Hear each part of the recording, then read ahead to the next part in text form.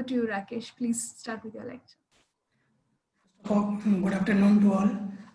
Thank you, Meera, for this generous introduction. And thank you, ma'am, for this conceptualizing this idea behind students as a giver. So I am very, very thankful to Sangeeta ma'am and Meera Kumar Menon for inviting me here in this program of Quintessence of Being, examining the existence and the experience. So as I have mentioned in my abstract, if you have gone with the abstract, so there's in this course, this 40-45 minute, I'll be talking about not this philosophical question of which dealing with this particularity, like who I am, who am I, what was this purpose of life. Rather, I will be dealing with this question as who were we as a species, as a Homo sapiens, and who among all other Homo sapiens or the ancestral cousin were there before us. Because when we look back and see that, we find that only we as a Homo sapiens are surviving today.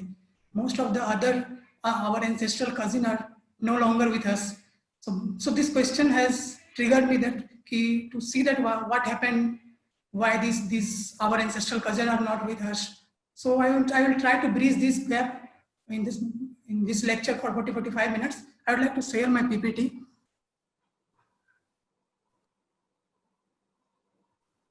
Is it visible? Yeah. Rakesh, just a minute. Yeah, it's visible. You can just do it full screen. I'll do it full screen.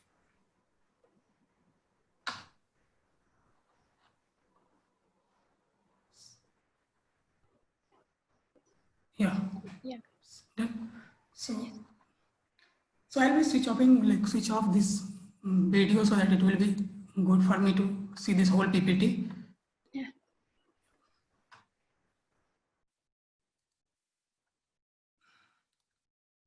Yeah. So as this title suggests, who we were and to who we are, bridging this gap of existence. So I'll be trying to bridge this gap of existence, not in the sense that I'll be trying to find a missing link between these, and then I'll try to create a hypothetical organism or hypothetical species which will connect this both who we are and who we are now. So in this sense, because I'll be in this for 45 minutes, I'll be talking about this human evolution journey.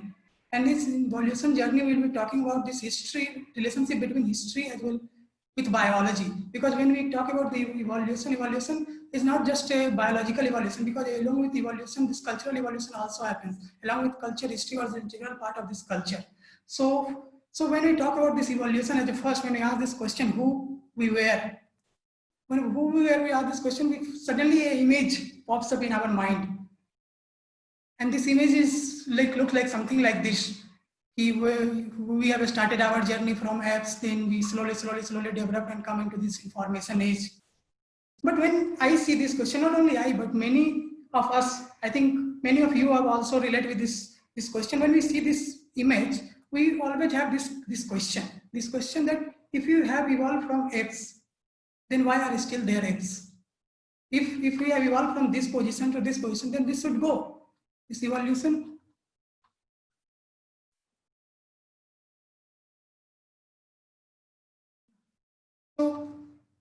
So why are they still apes in this existence, or when we call out this existence experience? So we have experienced both the apes as well as our human existence itself.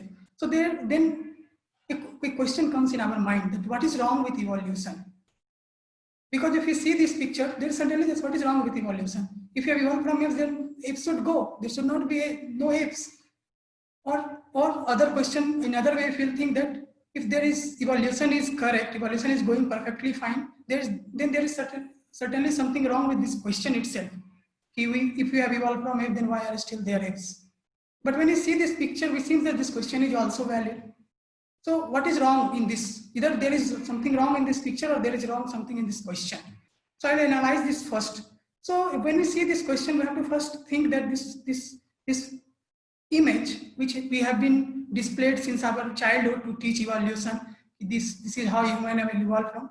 This is certainly, for me, it's very wrong method of teaching evolution by displaying this picture, because this picture does not tell us about evolution, human evolution, but it talks about this human progress. This is the march of progress, not the evolution. So when we saw this picture, there is two assumptions when we saw this picture and asked this question. one assumption is that evolution is equal to progress. And another assumption we made that evolution is linear, it's directional. But evolution is not something like that which is linear, or evolution does not mean this progress. If evolution means progress, then how monkeys or apes are doing perfectly fine with us. They are also very happy with jumping on trees, eating, breaking, everything. We are also very happy with jumping from the Burj Khalifa in what we call Mission Impossible movies and all. So we both are doing very perfectly fine, jumping here and there. So there is certainly something wrong. And this wrong is that we have been taught evolution as a linear progress. That from one point to another point, evolution has increased like this. But this is not the case. Evolution, first of all, we have to think that evolution does not happen to individual. It happens to a population. When it happens to population, so there are two kinds of evolution we can see. Before going for the kind of evolution, let's first see what is evolution, how it functions. If I'm saying this picture is wrong, then I have to first define that how evolution works, how it functions. So what happens when a smaller group of hominin, I'll be talking mostly about this in human beings in context of, when I say this evolution in context of human, not the other organism. So when a small group of hominins somehow separated from a larger population for many generations, and then found itself in a novel environmental condition, favoring a different set of adaptation. So in this case, we have developed certain new kinds of traits, certain new kinds of behavior to adapt in that certain new environment.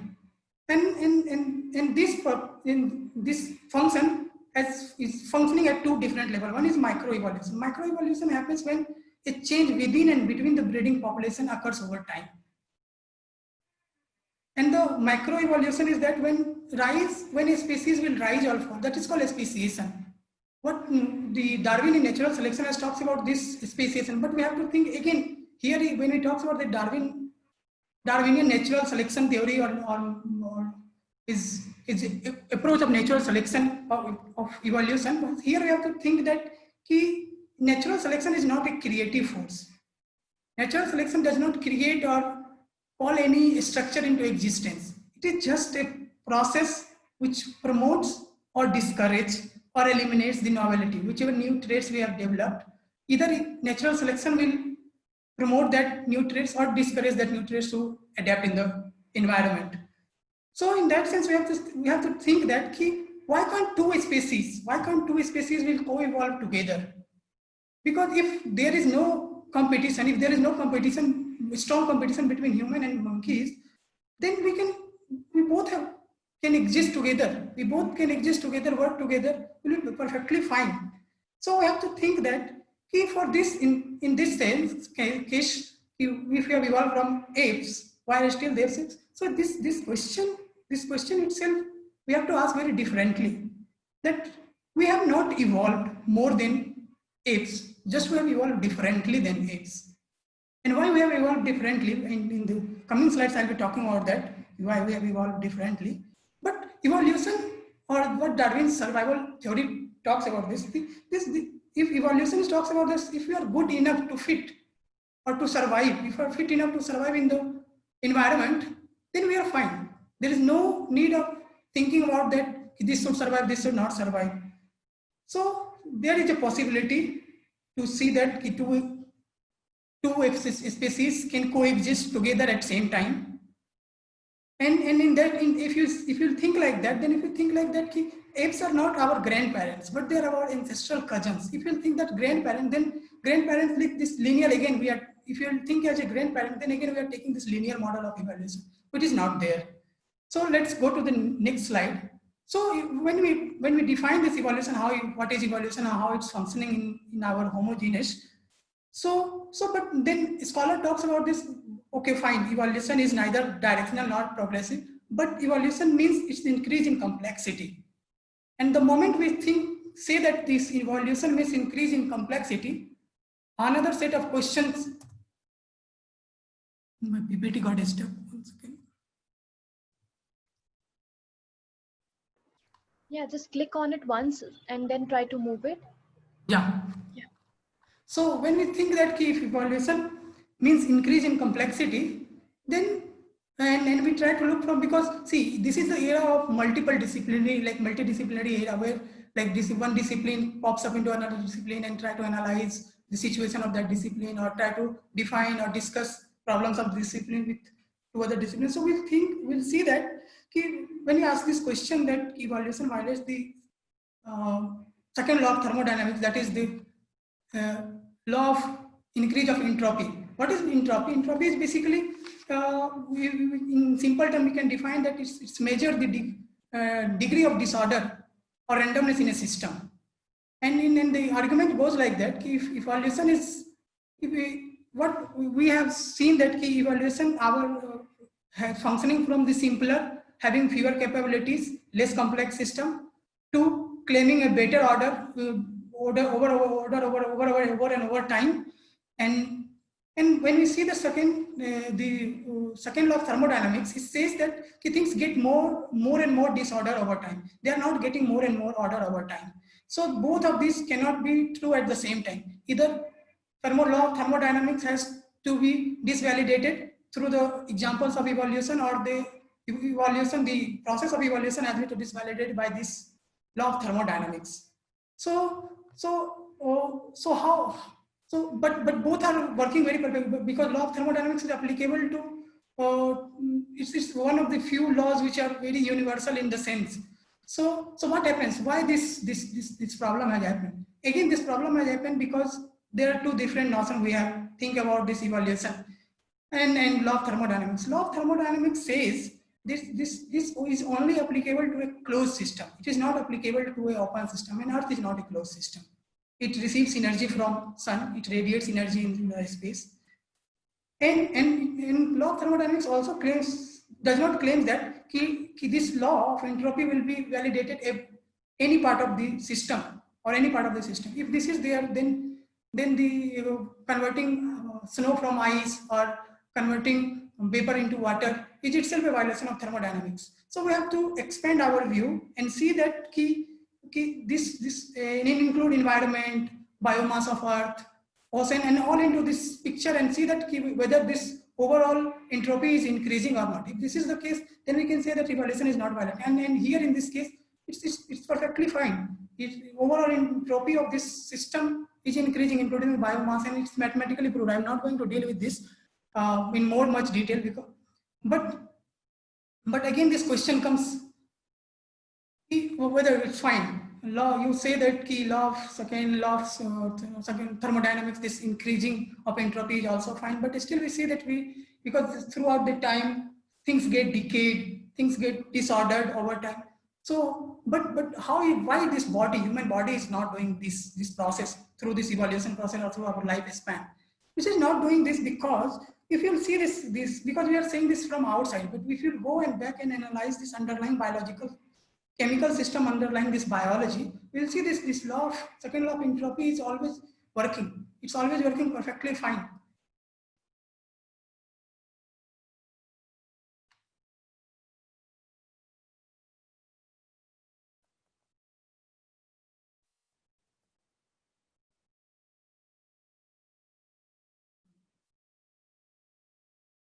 So if anybody who is interested in this topic, what are organisms and how do they resist entropy, they can go back and refer these articles which I have mentioned here.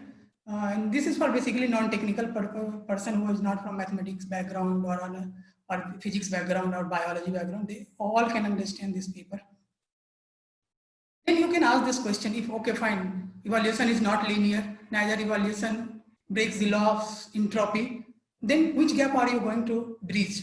Whether is there any missing link between this in this evaluation journey, or what are you going to talk? So here in this point, I'm saying that here I will try to see this picture. And there is difference between these two pictures. Here this perfectly, so this all going in a one linear progression. But here is all in this picture, on the second picture where this mark is there, peak mark. So in this picture we have seen this there are millions of these. Accompanying there are millions of these Homo sapiens, and we have not seen these millions of this. So I'm going to analyze the contribution of millions of these, which make us what we are now. So this gap I'm trying to bridge here. But one problem happens, like, see, but people earlier, when the people think that the evaluation was linear, so and using this linear, there are many hawks in academics has been created, many frauds. And one fraud I'll give example, and what is in academia, what happened in 1912, an amateur archaeologist or anthropologist named Charles Dawson. Charles Dawson, he has found one skull from the site called Piltdown in England. And he claims that this skeleton is the missing link between animals and humans. And why he has claimed that? Because if you see this time, 1902, 1912, it was a time of white people biased. And before that, before finding of this specimen, so all these specimens were found in Africa regions, southern and eastern Africa. So these are black people. So this social politics versus science has very much functioning in academia when we think that this evaluation is a linear. And this hawks was disputed or discarded 100 years later. This took 100 years to disprove this fraud. And this is not me who is telling this fraud. This paper, the same newspaper which has published in 1912 and the same paper which has published here in the Guardian has published in 2012. Both are like talking about how this group of scientists, Charles Dawson and Smith Wood, had fooled the world by saying that this is the missing link which human and animal has. This is the common point where the human has separated from the animal. But what scientists have found, scientists say it is really shocking. And when scientists do this dating of this skull, after the development of many dating techniques, so they found that this skeleton is just 600 years old. And if you talk about this geological epoch or this evolutionary time period, 600 years is just tomorrow. Because human evolution history is very long. So this is what happens when we think or when we have been taught the evolution as a linear process.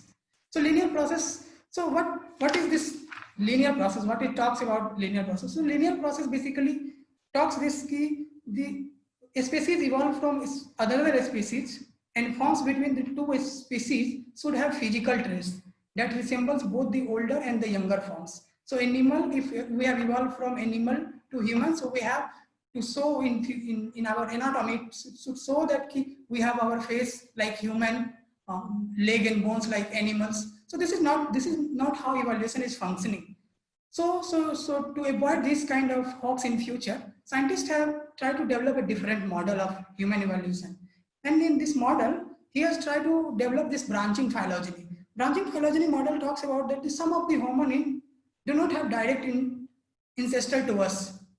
And the ancestor and the descendant species could overlap in times. So here species one has evolved, and then one group of population has separated, and then they develop new traits and they form a new another species here, and another species one is continuing in, and both are like surviving together at the same time.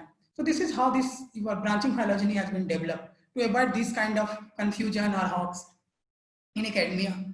But with the discovery of new technology, new method of analyzing this evolution, so people have started talking about this braided stream model. Braided stream model is nothing but basically talks about this gene flow between one population to another population. This was very much functioning in the non-human organism like animals and other. But very recently, scholars have started using this model into the human evolutionary model. And I'll talk about this in a bit later in the coming slide. So we just to give a view that what is this orthogenesis or this linear model, what is this branching model, and what is this braided stream model. Now let us see the situation. What was the situation and why people has to create this branching model. So this was the situation. See, we are Homo sapiens here, chimpanzees are here, both are surviving together very perfectly fine. But in between that, we have several groups of hominin, like Homo neanderthal, genus Homo, genus Australopithecus, and Paranthropus. All these groups are having. And within one group, there are many species are there. Like if you take for example, like Homo genus, so Homo erectus is there, Homo habilis is there, Homo ergaster is there, Homo heidelbergensis is there. So, and if you in same way in Australopithecus group also, there are many like Afarensis, Africanus, and all are there. So people has think that okay, fine, if there are so many populations, so we have to track how we have evolved bit by bit. So they have draw this branching phylogeny model. So where we have categorized certain based on certain traits of physical anatomy, certain groups into the genus Homo, certain into this Australopithecus, certain into the Paranthropus group. But the problem again, because when people have started discovery, they started like very fast discovery. People have started discovering many skeletons or many skulls. So then again, this branching phylogeny model is incapable of accommodating all the new findings in this model. Because I'll tell you one example. I'll explain with an example. See here, if you see that in the right side, Homo habilis. Here in the right side diagram says this Homo habilis, where in the left side, if you see that here is called Australopithecus habilis. So there is a debate who should be human and who should not be included into the human. Who is human and who is not? So let's think about that who is human and who is not, and then this discussion does not goes like on the philosophical or social science background, like with the background of social science, but purely based on anthropological anatomical discussion. So what happened when in 1960s, one scholar named Jonathan Leakey, he was the assistant of very famous anthropologist Mary Leakey and Louis Leakey. So he found one molar of one specimen, and later many skulls or skeleton has been found of this species. This physical feature of this species are like that. It was almost 1 meter tall, slightly larger brain, smaller teeth in comparison to Australopithecus group, which were earlier before this Homo group. And then, but these are the difference between the Australopithecus and this new finding. But there are similarities also, and the similarities like that they still have this skeleton have long arms, very protruding face outside. So this has made a debate. And another most important finding along with this skeleton was they found this many stone tools along with this skeleton. So then this debate started, like what constitutes human, what is centrally mean to be human, or who belongs to our genus Homo, because we have already categorized Australopithecus and Homo group separately. So who belongs to us? So whether being a member of our genus or our species is just enough qualification, or just able to walk upright, make tools is enough qualification to be a human. So and then this debate was more like it got more fire when in 1974, in 1974, Donald Jackson, a scholar named Donald Jackson, found a specimen. It's very famous name, Lucy. I think many of you are familiar with this name when we talk about this human evolution. So this they found this Lucy, and this feature of this Lucy was the bones were upright posture, these femur bones, and the bone were entangled inward towards knee, which shows that they were able to walk upright, which was the basic feature which we define as a human being in our earlier definition. And the pelvis is also very much like human. And this claim of this, and this Lucy belongs to this group called Australopithecus afarensis, and date goes back to 3.2 million years ago. And this claim hypothesis was supported by another discovery by Leakey. He found in the Latoli, Tanzania, one footprint of the same species, Australopithecus afarensis, was preserved in the volcanic ash.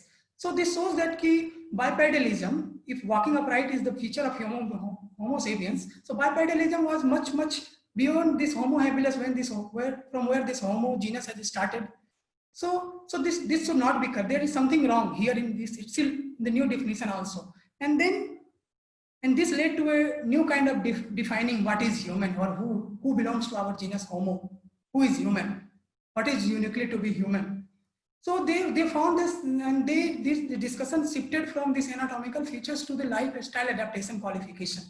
And I'll give example of how this has shifted from this anatomical features, though the definition is based on the change in anatomy only, but how this lifestyle adaptation has come into the picture. They explain that so suppose increase in brain size, because the first point they made here, this increase in brain size should be 600 cubic centimeter. So they link this increase in brain size with the food habits. So they told that increase in brain size means they have good quality of foods, they consume more calories, and these calories efficiently allowed them to develop a more larger brain. So in that sense, and in same happens to the teeth size and other anatomical feature also. So this is how they have incorporated lifestyle adaptation qualification, like food habits, living, going around, or their life span and everything in this new definition. But so they have come down to the 4 basic traits to be qualified as a human. If we have these 4 basic traits, we can be qualified as a human according to this definition. So these are, this brain size should be larger than 600 cc. Our limb proportion similar to the limb proportion should be similar to Homo sapiens with long legs and compared to arms. The use of language, though this use of language is a little bit problematic because we have a shortage of empirical evidence. Just based on the skeletal evidence, it's very hard to say, so associate that which of the Homo species has this first started talking or which has developed this language. There is very big debate is going, and then very beautiful book written by Husserl, Chomsky and Fitch in 2002, The Faculty of Language, What is it, Who has it, and How is it. It's very good to read. And then the 4th qualification is that this manufacturing of stone tools. But we still see that Homo habilis has this cranium capacity of less than 510 cc. So this first qualification has gone. Homo habilis has this long arm compared to this leg. Again, the second qualification has gone. The use of language, according to the book, has been associated with this Homo heidelbergensis, which comes very much later after the Homo sapiens. Sorry, Homo habilis. So this is also gone. And manufacturing of tools, if you say that. So scholars have also found that the Australopithecine are also able to make tools. So all these 4 things, all these 4 qualifications, Homo habilis are not able to qualify. So still, why they are still called Homo habilis? Because see, if we'll start like again defining it a very different way, so we have to go through major taxonomic undertaking. So to avoid this kind of things, so we put as an exception and then we move forward. And to avoid this kind of undertaking in future, then new qualification has been developed. That is a smaller thing, again of lifestyle, and they link to this food or cooked food, will development of technology, fire and all with this small teeth, and this long childhood period and adolescence period to be qualified as a human. And all based on the comparison model and in a larger background, on a larger scale. But again, the problem has started. Problem is started in 2010. In 2010, what happens? There is a place called Georgia, and in cave, this Dmanisi cave, there are several skeleton of different anatomical features, varieties of physical traits has been found at single site. And then again, this debate has started. Whether this all we have characterized since our discipline anthropology has developed, this all are wrong, because see, if a single site has able to produce such a variety of Homo group or a group of hominin, means there is something wrong in categorization. So still this debate is going on. We have not reached to any conclusion, but there is no officially defined feature to be what is called human, what is not called human. But these are some characteristics according to which we can characterize between who is human and who is not human in this sense. So let's see. So these were all the other group of hominin which have survived along with us, before us, and after us. I don't know in future what if they will, a new species will come. But the point is very interesting here. See, we have seen, if you see this right side chart, so we have seen that this development of Homo sapiens here. The Homo group itself has started here in this Africa region, eastern and southern Africa, and some part of Europe and Asia. And then slowly different group has separated and different kind of species has evolved. And we have reached to a point where Homo sapiens has started developing. Along with another group of species of Homo genus, that is Homo neanderthals.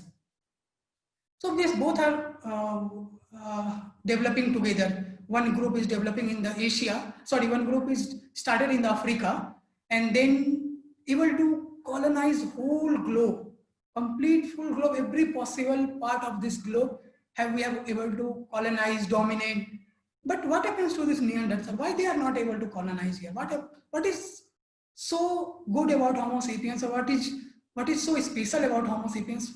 Because we have able to colonize this, and why this Homo Neanderthal lacks in this global journey? Or so scholars has discussed this very profoundly. But here in this talk, and before going to see like why Homo sapiens are so special, but let me first clear that if in archaeology and from the fossils, it's very difficult to find the full journey of our global venture. Like from Africa, we have started, we went back to this Russia. So it's very difficult in America. So it's very difficult to trace the full journey. But anthropologists has tried to track their path, how they have evolved and how they have able to cross this whole continent. So, but what happens? So it's so there is many attempts has been done, but one of the beautiful attempt or appreciated attempt has been started in 2005. It's called this project called National Geographic Genographic Project. This project was led by the Spencer Wells in 2005. This phase has started, and now these people are able, like in the second phase, phase 2.0. But approx 1.1 million people from 140 countries have been participated in this study to see that what were this path of our global journey. But if you observe this, we have shown this with a one-way arrow. But we did not go like this. We expanded, then we contracted. Then our global journey was backward and forward through different time and different place. But to simplify this process, but if you start to do that, it will be very complicated to draw a map with those kind of movement. So to simplify this process, anthropologists prefer to draw in a single way, one-way directional. So since because we know that human have, like modern Homo sapiens have originated in Africa, so we can show this South Africa to here, and they go back like this.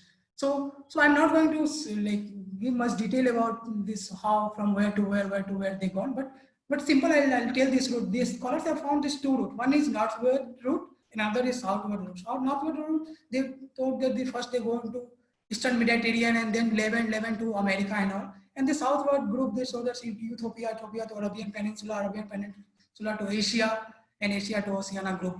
So this is how our global journey can be mapped, or till now has been mapped. But now come to this features, our special features. What is so special about human beings? Why we are so special?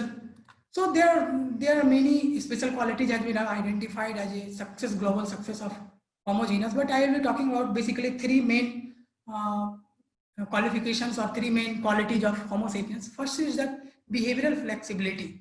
Behavioral flexibility, here I mean that to use resource around us to survive. So we can use any kind of resource to survive.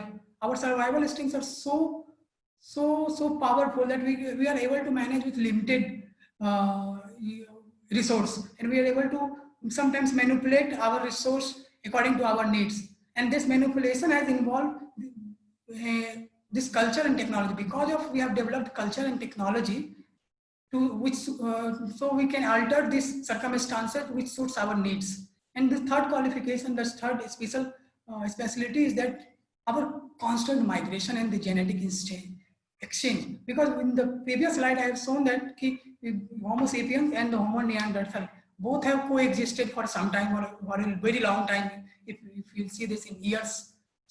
So because of these three things, we are able to colonize whole globe per se. But before going to much detail about this genetic exchange, or how this culture are able to make us to colonize whole globe, let me first describe this concept called dual inheritance. Because in the coming slide I will be talking much about this concept dual inheritance. So dual inheritance, nothing but is just simply said that the gene and culture co-evolves together. So it's called biocultural evolution. It has been developed between 1960s to 1980s to describe how human behavior is a byproduct of two different interacting evolutionary processes, that is genetic as well as the cultural.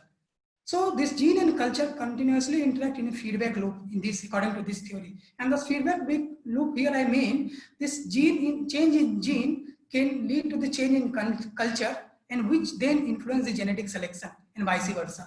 So for example, very good example for this has been always give this lactose tolerance.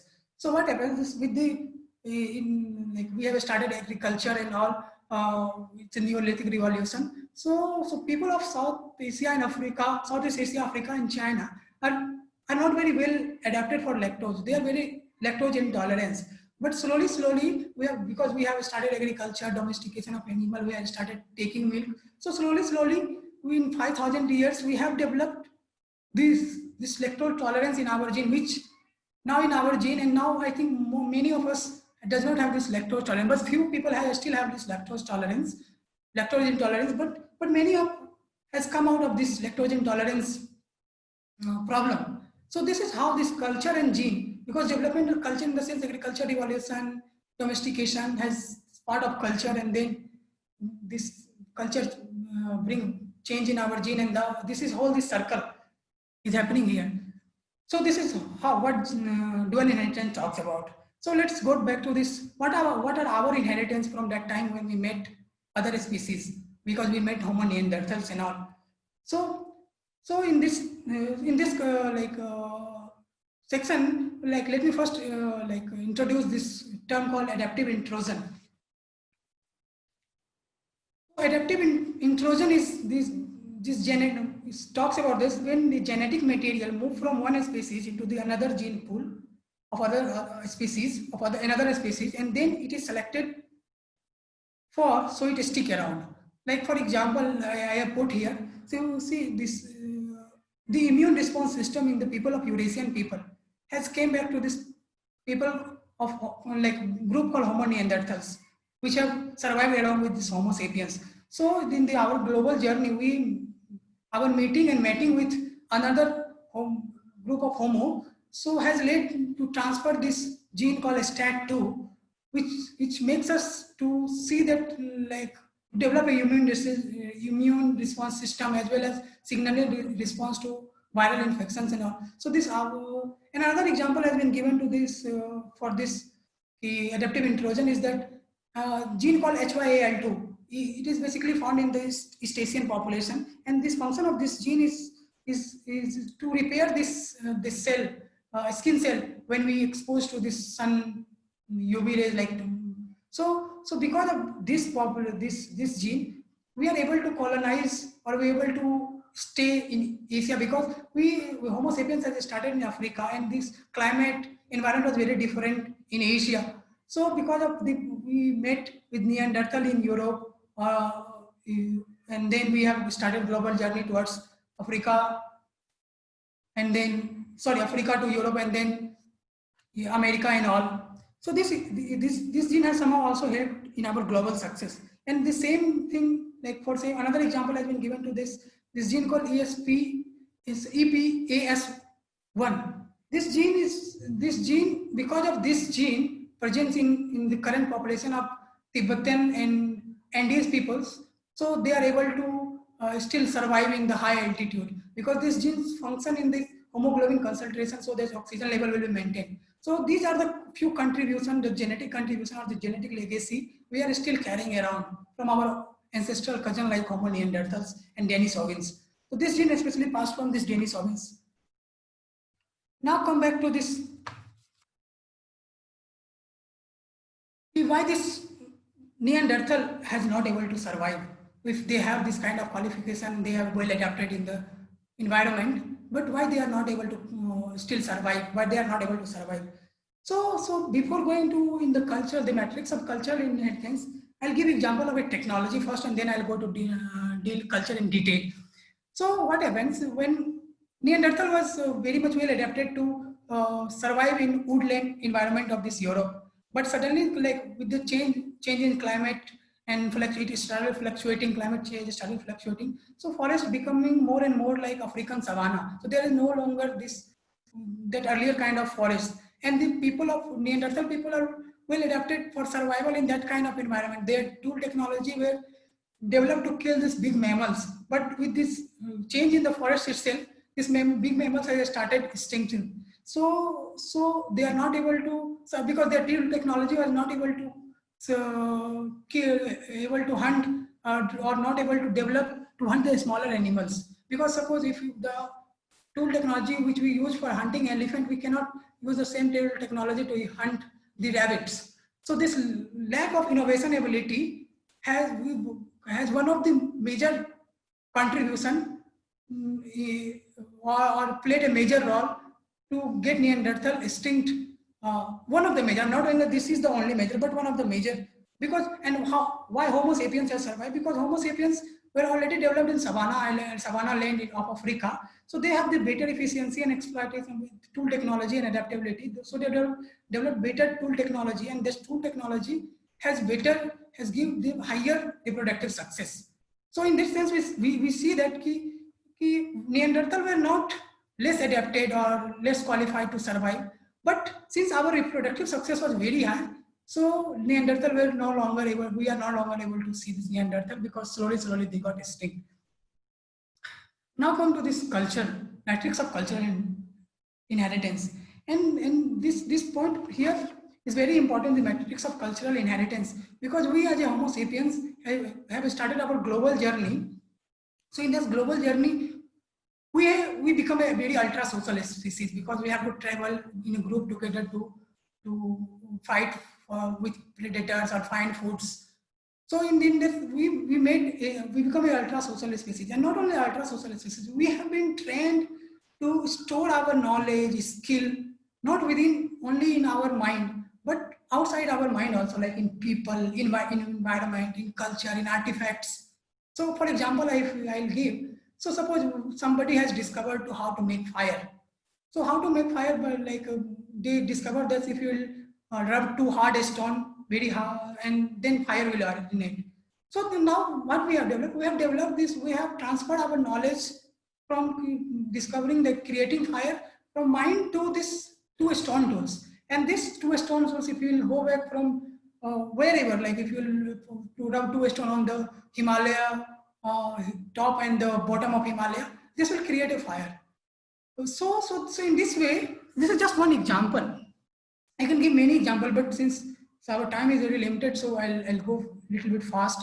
So this has shaped us in a fashion where we are no longer able to survive individually. Now we are well adapted to survival in the group, and this group business has totally changed our evolutionary process itself. So now our evolutionary process has shifted toward the social survival strategies. And this in due time has become the part of the environmental context in which natural selection process was functioning. So I'll give example how the social survival strategy was very much important to us, and how this storing knowledge into the people institution was helpful for us. So if you take example of hunting, so suppose somebody has to hunt a reindeer or a wild buffalo or some bigger animal. So this is not now one people's job. So for this you need many individual participants and their cooperation and their division of labor also. And division of labor does not involve only this physical division of labor, this cognitive division of labor also. Why I say this cognitive division of labor also? Because suppose if you are hunting and 5 people are chasing one reindeer, so then we have to remodel the other person's behavior through their actions. Whether if they are going to shoot reindeer, not me, if we are going to survive, if we are going to change in the group, or if we are changing from 2 different directions. So this cognitive labor was also very much important to develop this cultural inheritance. And this is how, and this whole process is called has developed this collective intelligence. This collective intelligence. Now what we have, and this our individual capacity, we went far beyond our individual capacities. How we went far beyond our individual capacities? So I'll give an example. So what happened is when this we have started spreading all over the world, so our population has increased, and with the greater increase of size and complexity of the society, there is greater demand of communication and to ability to understand and incorporate this perspective of other people to share the common goals. Because suppose common goal as a hunting. So for this we need a tool to communicate, and for this tool to communicate, this language as a tool has been developed to communicate, to share these common goals as well as the intentions. And this language has a set condition for internal model of intentions of other people and the ability to reason about those intentions. Like suppose I gave example that that another people is going to shoot arrow to this reindeer, not to me or not to this the other member X and Y of this chasing group.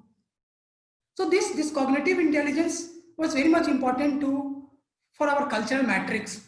So but when you see this, we were ultra social species. So what was the nature of our social species? How our social structure was there? So Nancy White, in her book called Introduction to Archaeology, First People and Culture, she talks about this, the society like in hunter-gatherer society, like basically it just started date goes back to this 1.77 million years ago to 50,000 years ago with in the time period of Homo erectus and Homo ergaster. So she talks about this, this nature of the society were more complex than the current chimps group, and she has given this some mathematical modeling for these assumptions.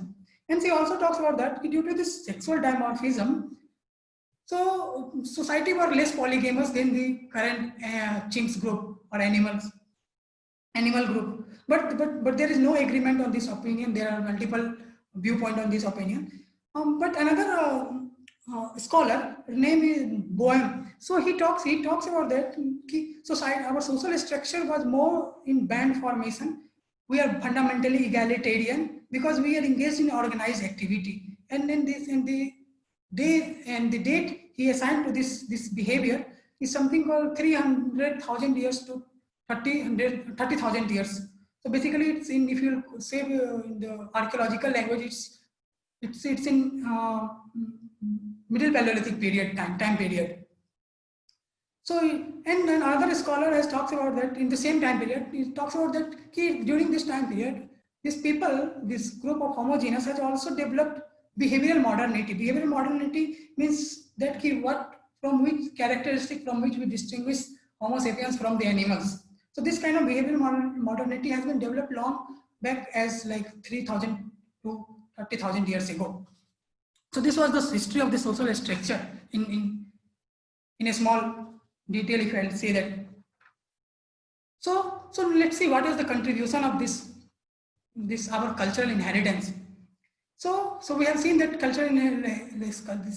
this collective intelligence has given a tool of language, sets condition to say to share the common goals, sharing of attention to the sensory experience also, because if we see visualize anything, we can able to communicate.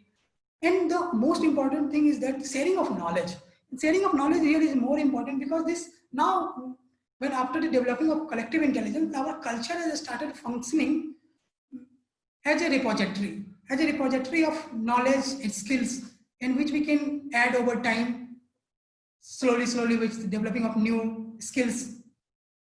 So this has helped to share, store, transmit our cultural practices and replicate this our knowledge system into the future generation.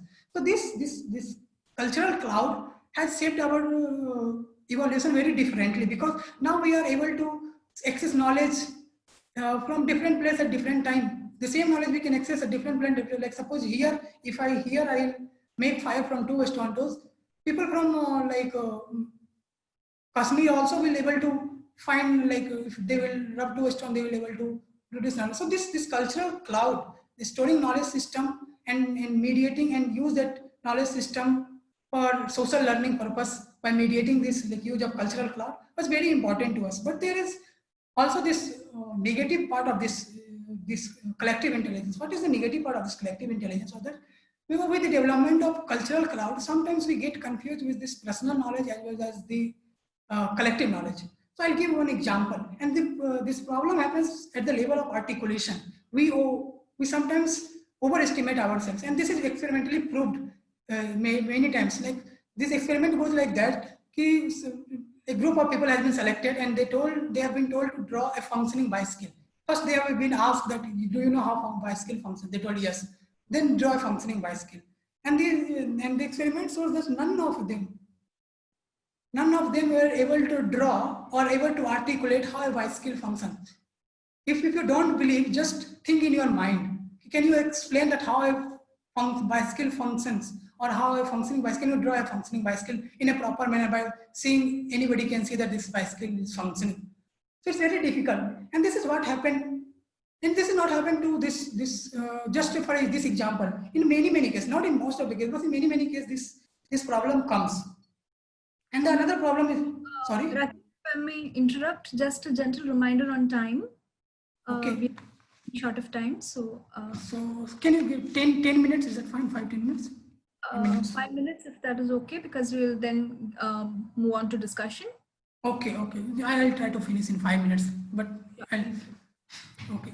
So this is how this collective mind sometimes create this problem in itself. So then this whole function of collective minds, many anthropologists and archaeologists have been categorized under the title called the cognitive revolution. Many of you will be familiar with this book called Sapiens.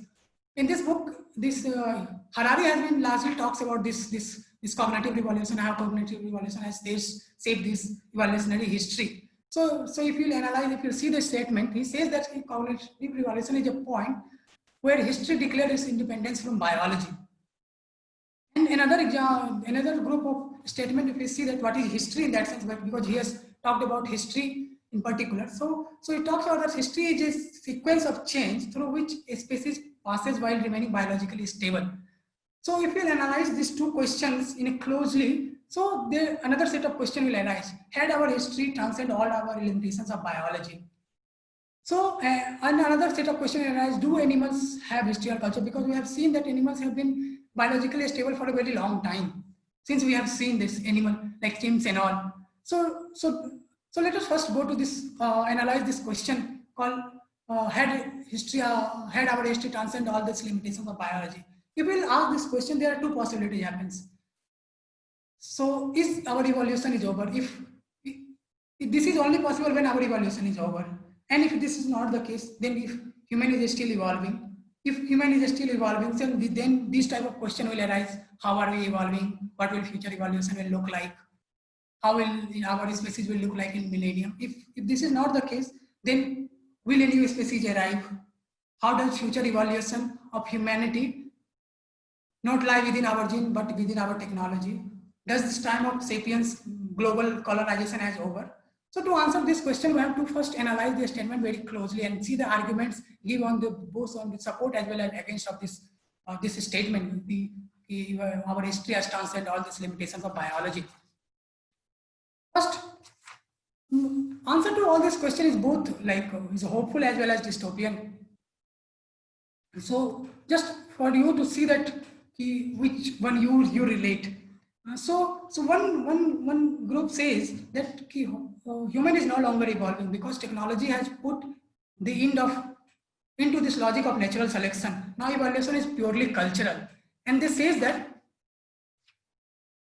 our cultural evolution has shifted from anatomy to culture due to this collective intelligence and cognitive revolution. Now our evolution is purely cultural.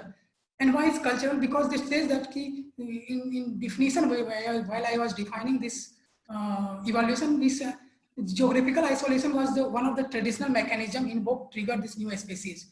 So with the development of technology or this ease of transport, this geographical isolation is no longer, as well as this social barrier is also not there.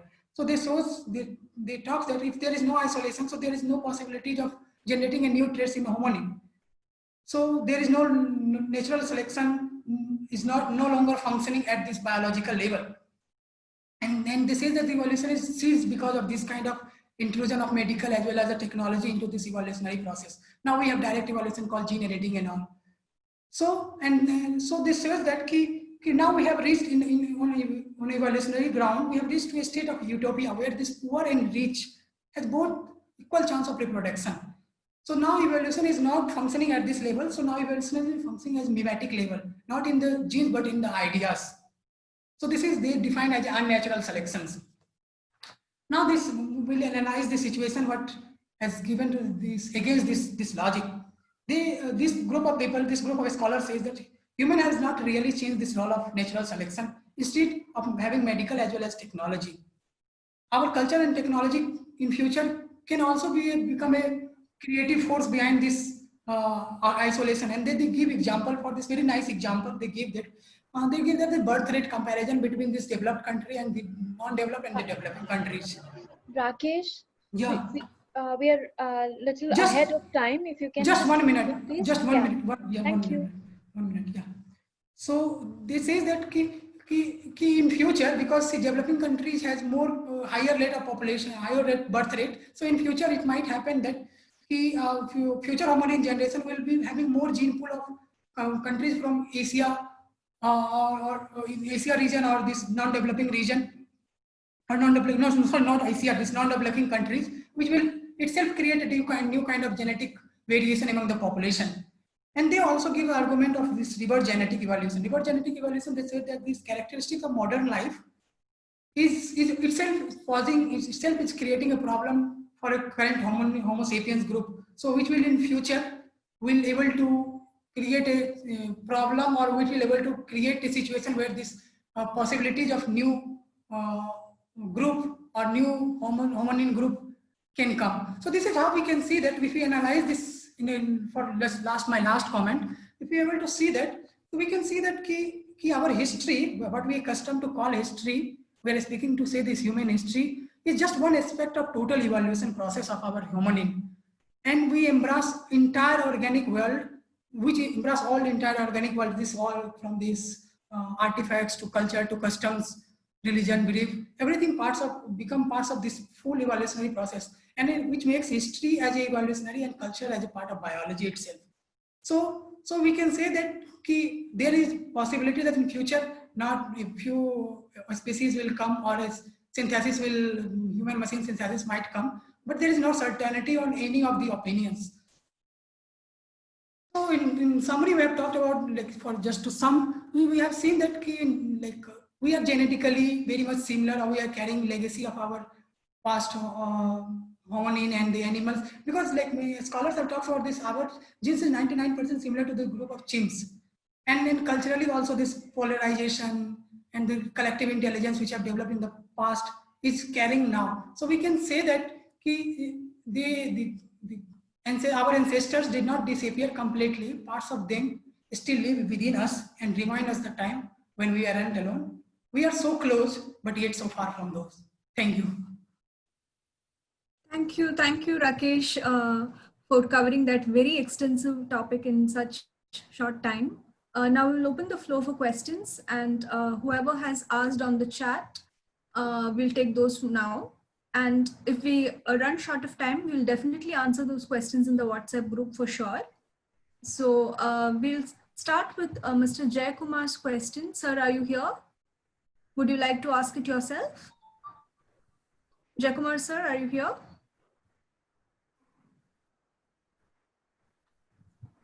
Okay, in that case, I'll just read it out.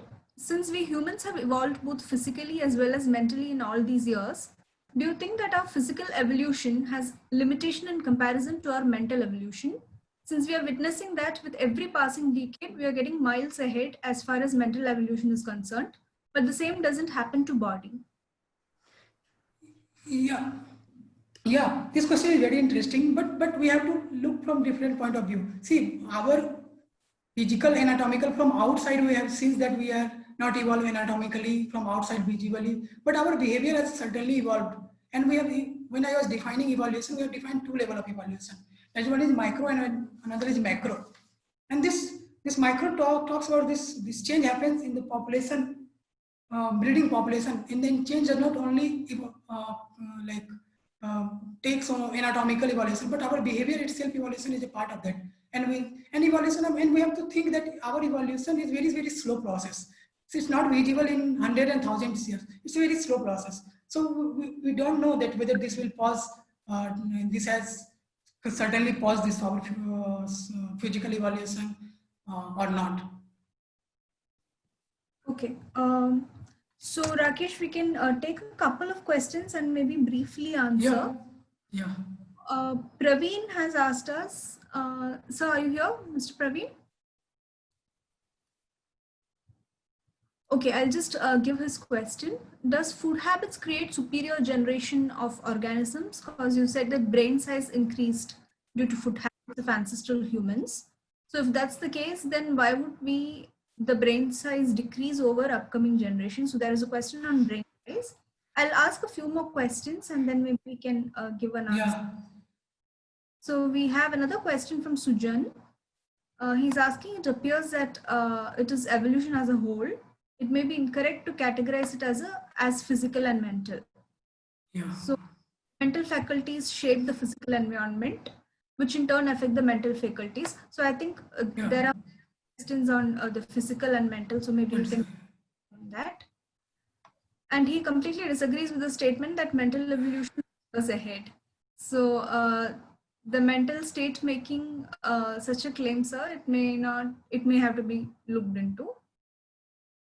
Sorry, who has asked this question? It is asked by Mr. Sujan. Mr. Sujan, Okay. maybe you can respond to him as well, Rakesh. Yeah, so here I am not talking about this mental evaluation is ahead. See, I have given the example of this development of collective intelligence is itself a part of our mental evaluation. So here in no sense I am making this mental evaluation is ahead years. I am just taking who knows this our current mental capacity will somehow overtake by the other species from other generations. So I am making it in that sense, not in the sense of what C is talking about. Okay, so then there's a question from Manu Ravindran about what do you think will the future human look like? Will we lose the heterogeneous evolution and humans will start become physically and culturally similar? What will happen to it? So this is very tricky question. So till now we can't say that, since we are now reached to a point where we are very much homogeneous, like homogeneity is there because there is no homo like sapiens like homogeneous group has been surviving. But we never know what if like, for due to some reason a new species will arrive and then mutation will happen and then a new kind of evolution itself is grown. So this is it's not very certain. I cannot give a specific answer to this question. And nobody can give at this point of time, I think so. Okay, Mr. Praveen has a question. Sir, are you here, Mr. Praveen? Yes, ma'am. Thank you. Yeah, sure. Please ask your question, sir. Rakesh, sir, it was very good to hear from you. Your speak was very good. My question is, does food habits create superior generation of organisms? Because at one point of time in this presentation, you said that brain size increased due to food habits of ancestral humans. So if that's the case. So see food habits. I'm not talking in that sense. When I was talking about this, how this lifestyle adaptation qualification has been incorporated in this definition of who belongs to Homo genus or not. So in that sense, they have incorporated this lifestyle adaptation qualification, and they included food habit inside that. So and then I give the example also that how this increase like high caloric high consumptions of calories has able to make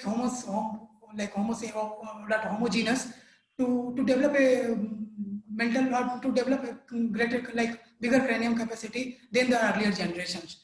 So in that regard, I was talking this full level.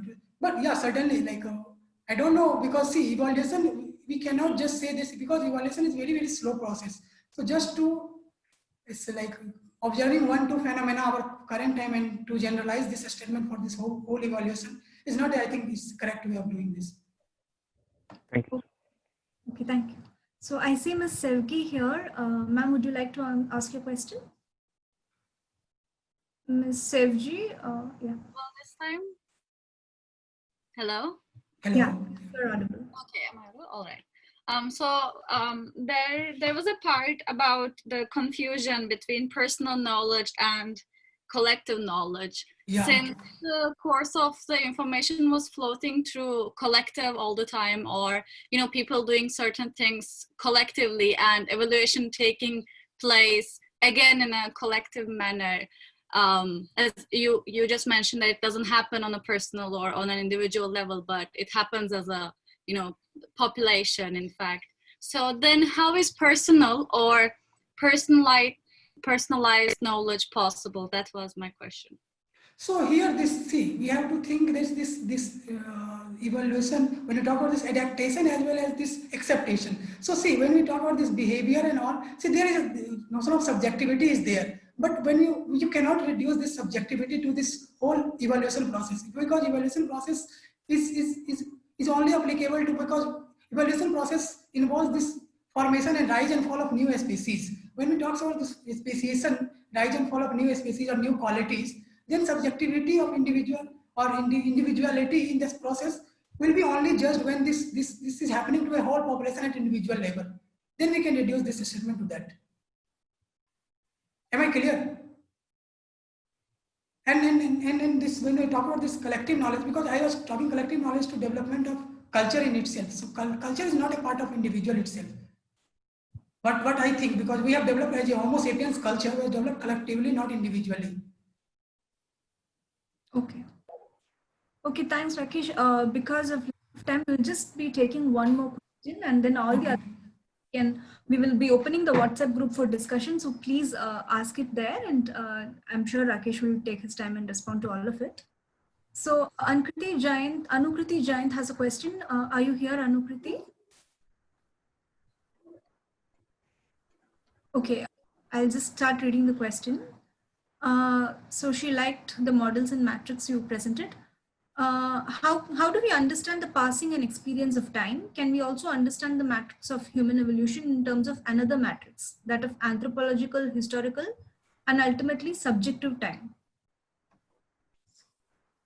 Yeah, this question, let me think of this question alongside the discussion of lifetime. How do you understand this passing experience of time?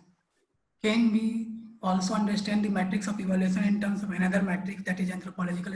Yeah, certainly. In that sense, we can think that. See, because we have, see, what, like yesterday we were attending one talk with NIDA. You remember this? All models in one sense is applicable to a certain time, like certain parameters. So if you can develop another model anytime and you can explain phenomena according to your best of knowledge, experience, and all. So yeah, it may be possible.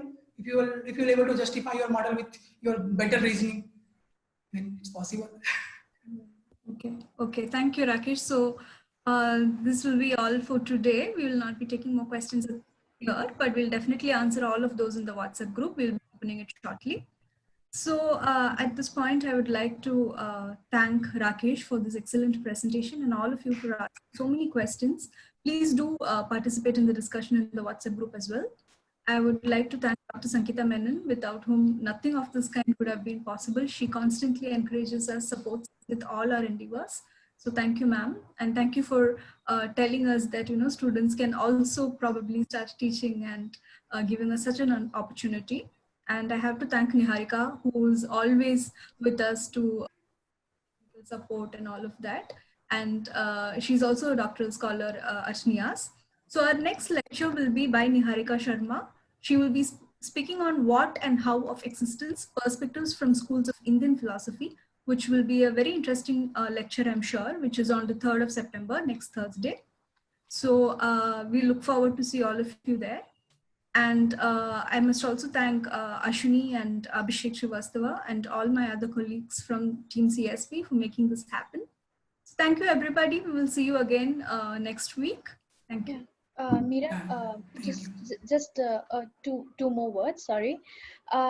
I just wanted to give a gentle reminder to everyone. There are no e-certificates for this course. Feedback forms will be available to you at the end of this course, which is we will present to you the feedback form links via emails only only on, I think 15th October is the ending date of the course.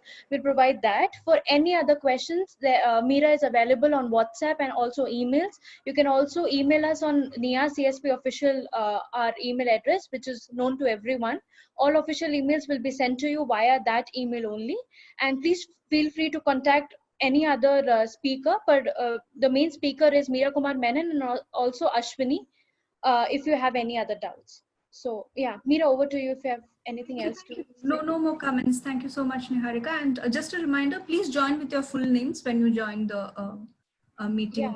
Yeah, please. So that will make it easier for us to recognize you. So that's all. Thank you, everybody. Thank you all.